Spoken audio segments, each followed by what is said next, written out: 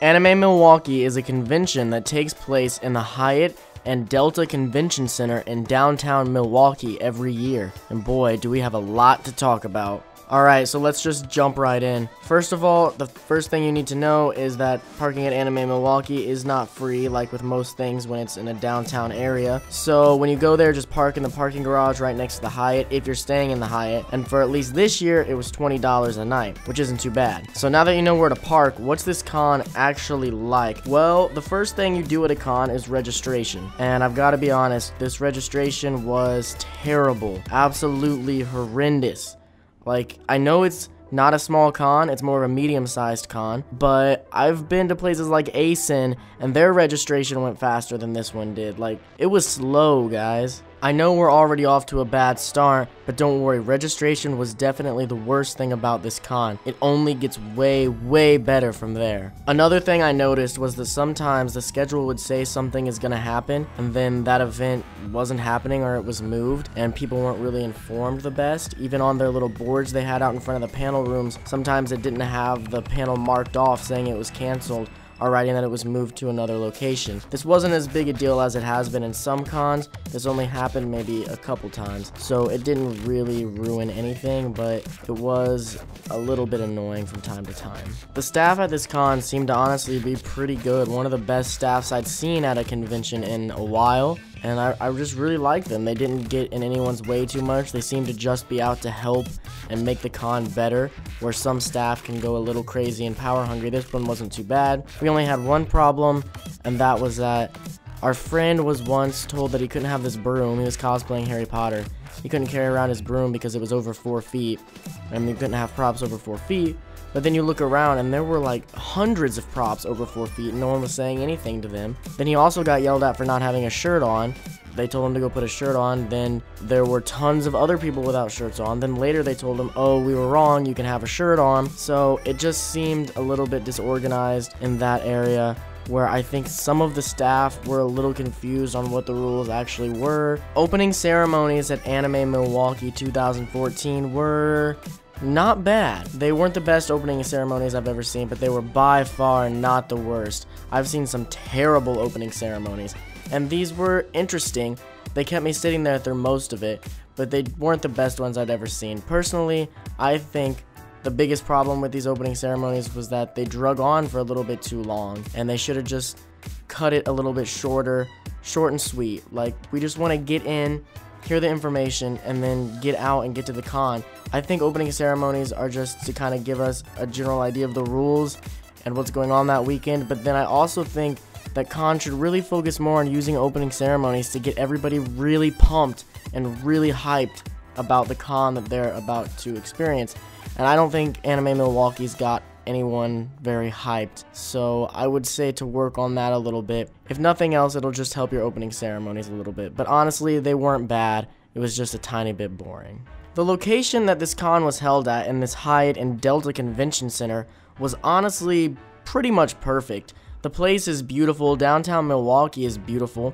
It's just a lot to look at. There's a lot of open space. There's plenty of room for people to move around at this convention. It never really feels cramped other than when you're in the dealer's room. Now, don't get me wrong. The dealer's room was great. This was one of the best dealer's rooms I've seen at a convention of this size. Very, very good, and I commend them on their dealer's room. But it was the one area where you would sometimes get cramped and end up in sort of a standstill. It was unfortunate because everything else about the dealer's room was so well done, and that's probably one of the reasons why. They had a lot of stuff in there, and it's honestly not that big of a room. There was a lot of good stuff and a lot of people at this con who wanted to look at it, and honestly that room just couldn't hold everybody.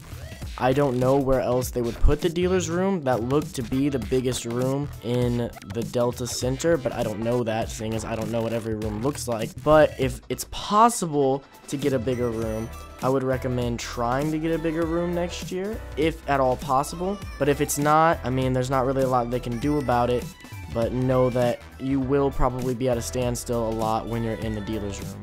Now that we've got the things that were small issues out of the way, let's talk about what made this con great. The first thing I noticed about this con that was really good is their game room. I've been in a lot of game rooms at a lot of different cons, and this one, when I walked in, it honestly almost blew my mind. Like, I was blown away. This game room was nice. It wasn't the biggest game room I've ever seen, but I think it did have the most games in it. Though it was a smaller room than some rooms I've seen for game rooms, they just stuffed so much stuff in there, and there were so many consoles, so many systems, so many games. It was amazing. Like, anything you wanted to play, you could probably find it in there. Well, you know, not anything, but most things, and anything you would think about wanting to play at a con, I guarantee it was in there. It was a really, really good game room. Something else this con had that I hadn't really seen any other cons successfully do is their maid cafe. It is very good. I've been to a lot of cons where they say they have a maid cafe. You go to the maid cafe and honestly, it's not that great. It's kind of boring and it's just not done well. That is not the case at Anime Milwaukee. Their maid cafe is on the top floor in the Hyatt. It's normally like a restaurant or bar type area, but for the con, it's turned into a maid cafe, and you can get a maid or a butler. It's very well done. They seem very, very professional, and at night, the area turns into an anime bar. If you go to Anime Milwaukee in the future, make sure that you go to their maid cafe. Don't miss that. Just because you didn't go to the Polaris floor, you just forgot about it. Don't forget. Go up there and check that out. They put a lot of hard work into it, and it's really good, you can tell. There was a panel that I had never seen done before, and that was the Cosplay Combat Chess panel. That panel is just a giant chess game where the pieces are people in cosplay, and when a piece has to take out another piece, they go up on stage and they act out a little battle to some awesome anime music. It's really well done. It's a very fun and very interesting panel. Personally, as someone who likes chess and cosplay, it just hit both those interests. I really enjoyed it. If you like chess, you'll really like it. And if you just want to see a panel that's different and interesting, check that out next year. Something you guys should know is that there is a food court in the mall that's right across the street. If you go into the convention center and go down to like the big entrance area, and go out, literally catty corner to that entrance is a mall. Just go in there and you'll find a food court. The reason I'm mentioning this is because there's not a food court in the convention center or the hotel, so you're gonna be hungry and you're gonna be starving, but you don't need to worry about it if you know about this food court in the mall that's next door, which a lot of people, if you can't find it, a lot of people do know about it. Whenever you go over there, it honestly just looks like an extension to the con because everybody that's sitting down in the food court is in cosplay. It's really cool, so don't miss that. Go over there so that you don't starve to death. Now, there's only one rave at this con, but I've gotta give credit to Jeff Ito, the man who put the whole rave together and was sort of running it all. He did amazing at putting this together. This was a great rave. It was incredible. All the DJs were great. Everybody was really into it. And at the end, when Jeff Ito came out, he blew the crowd away. There was still, even at the end of the rave, it was still packed in that room. That's how good it was. People didn't want to leave. The only thing I do want to warn you guys about, I don't know if they'll do this again next year, but there were no bags, food, or water allowed in the rave, and they were also doing ID checks. You had to be 14 or older to get in. If you were younger than that, you could, but you'd have to be with a parent or guardian. This really wasn't that big a deal. It slowed the line down a little bit when it was first opening up, but just a little bit. It didn't really change that much, and once you got in, you could leave and come back, and it all was really well done. The ID checks didn't ruin anything. If anything, it made it a lot safer. They also, in the Hyatt, had a floor set up that was like a dance floor or a talent floor, where anyone could go and sort of just show off any talent or break dance or do any type of dancing they wanted. It was a really cool and really nice idea. Also, on one of the nights, they had some foam fighting set up. I'm pretty sure it was set up by some fans. That was pretty cool. It was just a really neat idea to have that there and give fans some creativity of their own at the con. The last thing I want to talk about is the guests that they brought to this con, the voice actors. They were a really good lineup of voice actors, especially on this weekend when there's another con that I'm not going to name. But there's another con going on that's really big and it's taking a lot of the other voice actors. there were still really good voice actors, even though that con was taking a lot of the other really big voice actors. They didn't have to get anyone that no one really cares about. Every voice actor there people cared about, and they were funny. They put on some great panels. There were like 10 voice actors. It was a really good lineup. I give location a 10 out of 10. Downtown Milwaukee is beautiful. The architecture looks great. The Hyatt is a beautiful, tall hotel with tons of space for tons of people to come in. The Delta Convention Center, which is right next to the Hyatt, it's beautiful, it's huge. The entire convention is just big enough to hold everybody. It's perfect for this con. I give the dealer's room or exhibits hall a 10 out of 10. I know I said it's really packed in there sometimes and it can be just a standstill, you can't even move, but I'm not talking about that when I say I give it a 10 out of 10. I mean that the dealers that they brought in, the vendors who were able to come, were great. The things they were selling were amazing. I think anybody could have found something that they liked. I give organization a 7.5 out of 10.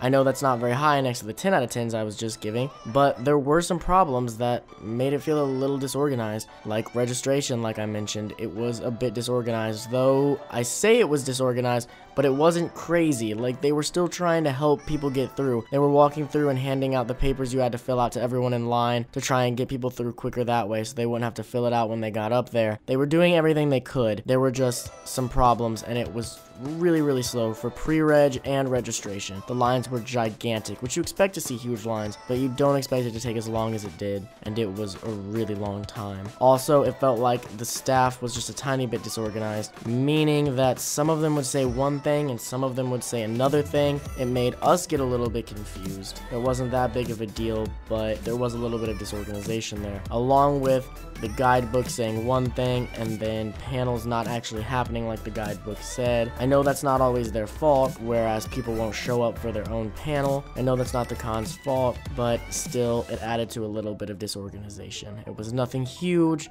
but it was there. I give panels a 10 out of 10. They were very good.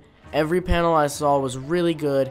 Even the fan panels were pretty well done. The only thing I can't say, which I know I have said and killed, just beat you guys to death with it, is that, like I said, there was a tiny bit of disorganization. A couple panels starting a little bit late, some of them not happening at all. It's things that really can't be helped that much. Things just happen. For the most part, the panels were great. I give the rave a 10 out of 10. Like I said earlier, Jeff Ito put it together very well. It felt like one of the most safe raves I have been in, though generally I don't think con raves are nearly as bad as non-con raves. But, like I said, it felt very safe. You could see some security walking around in the back and at the doors, a lot of people checking IDs, and along with that, the DJs and the music that was playing was just great, and the whole crowd was really into it. Very well done. I give the staff a 10 out of 10. I know I said that there was some disorganization with the staff, but it wasn't anything that bad, and I really don't think it should lower the staff score,